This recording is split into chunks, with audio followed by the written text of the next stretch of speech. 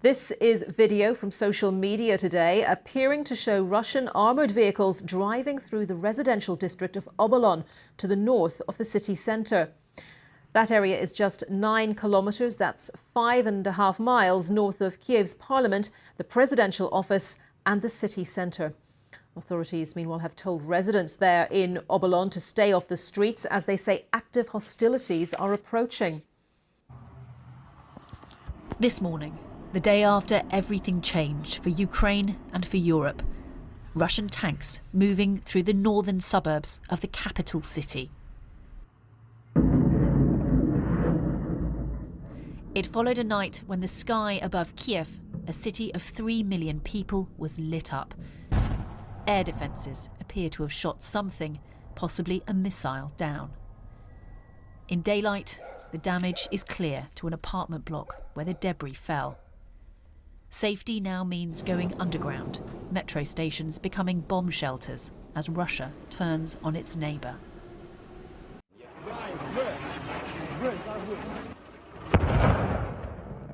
On Thursday, the full force of the Russian military was released.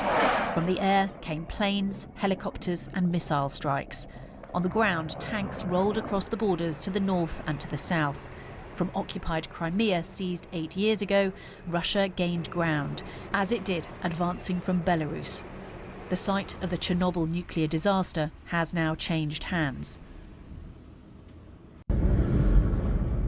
An attempt on a lightning strike on Kiev appears to have been thwarted. An airstrip just outside the capital was captured by Russians arriving by helicopter, then taken back in fighting by Ukrainians later in the day. Having long believed that this was unthinkable, the streets heading west out of the capital city quickly filled with people desperate to leave. They may soon be crossing into the European Union. Under attack from the north, south and east, how long can Ukraine hold out? Sarah Campbell, BBC News. Another barrage before dawn. Ukrainian anti-aircraft batteries intercepting a Russian missile over the capital, one of 2 shot down this morning. As the assault closes in on Kiev, 2.5 million civilians are suddenly on the front line. Firefighters in the suburb of Koshitsa struggle to put out the blaze. Russia says it's not targeting civilians, but this is what happens when you fire missiles at a capital city. For many, it was the second night of cowering in basements and bomb shelters, doing whatever it takes to keep fear at bay.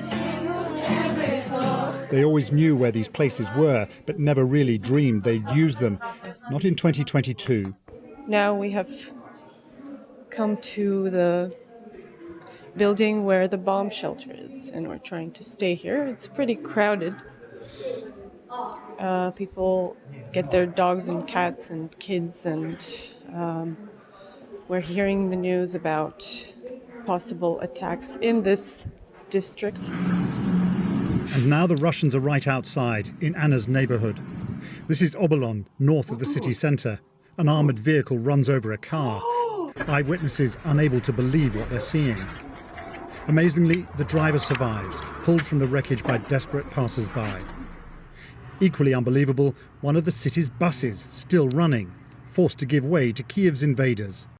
Ukraine is huge. The attacks which began yesterday have affected almost every major city. Russian armoured columns have been rolling in from north, south and east. The old Chernobyl nuclear reactor is now in Russian hands. But it seems the airbase at Gostomel, seized yesterday, may have been taken back. In the east, close to the Russian border, there was ferocious fighting overnight at Sumy. The Russians may not have made as much progress as they hoped here, and they're suffering casualties too. Back in Kiev, the wreckage of an unidentified Russian aircraft. The odds in this war are massively stacked against Ukraine, but it is fighting back. Paul Adams, BBC News, Kiev. Coming into us here at BBC News, these are from Kharkiv. This is Ukraine's second biggest city. It is basically located in the northeast of the country.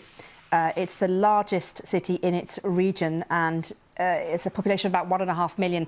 As you can see, it's cold, it's snowing, but these pictures are showing us pretty much the aftermath of a clear attack. Vehicles have been destroyed.